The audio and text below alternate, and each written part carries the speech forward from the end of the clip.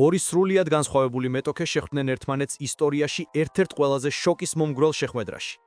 ერთი იყო UFC-ს ჩემპიონი, მეორე კი საზოგადოებისა და მედიის თვალში მოჩვენებითი გამარჯვების მაძიებელი. მიუხედავად იმისა, რომ მათი ბრძოლა არ წარიმართა პირდაპირი კონტაქტით, საბოლოო შედეგი იმდენად შთამბეჭდავი და ძლიერია, რომ მსოფლიო მასობრივი ყურადღების ცენტრში მოექცა. ვიდეო გადაღება ამ შეხვედრის შესახებ ერთდროულად გახდა ვირუსული და აღფრთოვანების საგანი. როდესაც საქმე ეხება სპორტს, ეს საკითხი ყველა შეხებას უქმნის. თქვენ რას ფიქრობთ გაზაში მიმდინარე ომზე და ისრაელის სამხედრო ოპერაციებზე? უნდა დაიკვეხნონ ისრაელის სპორტსმენების შეზღუდვით საერთაშორისო შეჯიბრებებზე მონაწილეობა? სინამდვილეში ასეთ რამეს მხარდაჭერა შეუძლებელია. ჩვენ არ გვსურს, რომ ვინმე დაიღუპოს, არც ერთი მხარის წინააღმდეგ.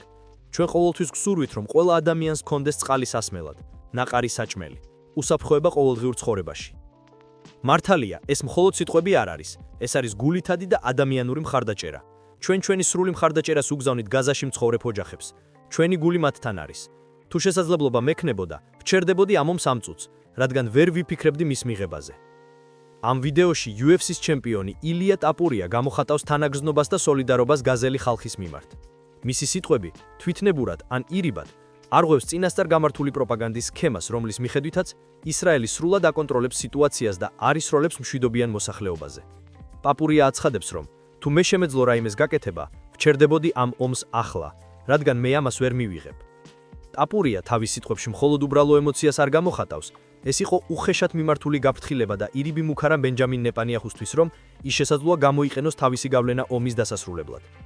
თუ შეძლებდა, მაგრამ გლობალური პოლიტიკისა და საერთაშორისო ინტერესების გამო ეს ვერ ხერხდება.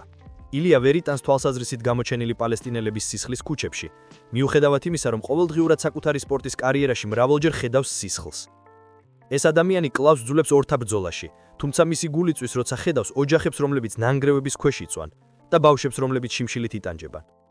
ეს უდვალო სპორტსმენი აღმოსავლეთ ესპანეთიდან გამოარჩევდა მსოფლიოს თავისი სიტყვებით, არა მუშტებით, მასმედიასთან, ჟურნალისტებთან და ლიდერებთან მყარად დგომით მადრიდში.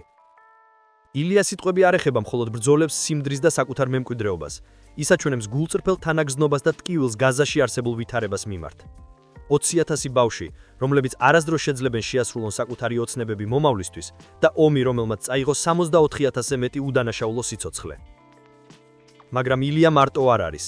კიდევ რამდენიმე მებრძოლი არსებობს, რომელთაც აქვს უხეში სხეული, მაგრამ გულში უდიდესი თანაგრძნობა. მათ შორის არიან ისლამ მახაჩევი, ხაბიბ ნურმაგომედოვი და ხამზა ჩიმაევი. მათ მრავალი წელია საჯაროდ გმობენ ისრაელის დაუნდობლელ შეტევებს გაზაზე და კოლექტიურ დასჯას, რომელიც ხვდება მილიონობით უდანაშაულო ადამიანს, მათ შორის ნახევარი ბავშვებს. მოსალოდნელად, ამ მებრძოლების ღია განცხადებები ნეტანიაჰუსთვის გაჟღერდა როგორც მრისხნისა და უკმარისის სიმბოლო. მათი გაღიზიანება იმაზე, რომ შეუძლია ცოტა რამე შეცვალონ გაზაში არსებული ვითარების გამო. მათი, რომლებიც გონივრულად ფიქრობენ, რომ არიან ძლიერი, დაუმარცხებელი, უახლესი შეიარაღებით აღჭურვილები, რეალურად პირისპირ დგანან ბავშვებთან, რომელთაც ხელებში მხოლოდ რამდენიმე პატარა ქვიშის თბილა ნაჭერი აქვთ. ილიას თანაგრძნობით ნათქვამი სიტყვები. ჩვენ არასდროს გვინდა, რომ ვინმე დაიღუპოს მსოფლიოში, ასახავს ნამდვილ გულწრფელობას. ისინი ვინც იცავენ ადამიანებს, უზრუნველყოფენ მათთვის მინიმალურ საჭმელს, სასმელ წყალს, უსაფრთხოება ყოველდღიურ ცხოვრებაში. ილია არის ის ნამდვილი ჩემპიონი, რომელსაც შეუძლია აარიდოს გულგათხეს მხოლოდ იმიტომ, რომ არ შეუძლია უყურეს უდანაშაულო ბავშვებს და ოჯახებს წანმიფას. სოფლიო მნახფთოვანა მისი სიტყვებით, არა ფიზიკური ძალით. ეს მაგალითი აჩვენებს, რომ ნამდვილი სიძლიერე არ გამოიხატება მხოლოდ მუშტებში ან ტიტულებში, არამედ თანაგრძნობაში და პასუხისმგებლობაში. ილია ტაპურია თავისი გულწრფელი სოლიდარობით აჩვენებს განსხვავებას ნამდვილ ჩემპიონებსა და ყალბმებრძოლებს შორის. ღმერთმა დაიცვას პალესტინა. ამინ. ბავშვები კიდევაც ტყიების ქვეშ რჩებან, უჯახები კარგავენ ყველაფერს, ადამიანები ყვდებიან წყლისა, საჭმლისა და წამლების გარეშე.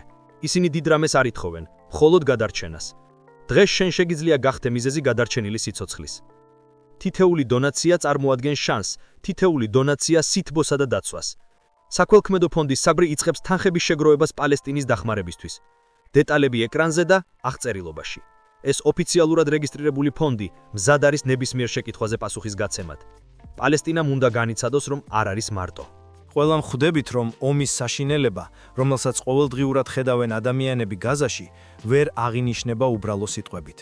ტაპურია თავისი გულწრფელი და თბილი საუბრით გვახსენებს, რომ სპორტის სამყაროში შეიძლება არსებობდეს არა მხოლოდ ბრძოლის, არამედ თანაგრძნობის კულტურა. მისმა სიტყვებმა და ქმედებებმა აჩვენა, რომ ნამდვილი გმირობა გულისხმობს არა მხოლოდ რკინის სხეულსა და ძალას, არამედ ადამიანურ სიღრმეს, თანაგრძნობასა და პასუხისმგებლობას.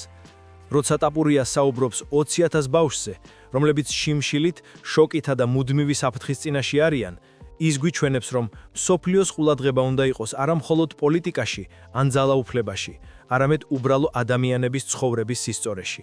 მისი სოლიდარობა და ემოციური ჩართულობა გარდაქმნის სამყაროს წარმოდგენას ნამდვილი სიძლიერის შესახებ. ძლიერი ადამიანი არა მხოლოდ მებრძოლი რინგში, არამედ ადამიანი, რომელიც ვერ უყურებს უდანაშაულო სიცოცხლის დაზადურებლად. სიტყვებით გამოხატული თანაგრძნობა ილია ტაპურიასგან გახდა გზავნილი მსოფლიოსთვის. ჩვენ ვერ დავემორჩილებით სიბოროტეს, რომელიც მძაფრად აღწევს მშვიდობიან მოსახლეობაზე.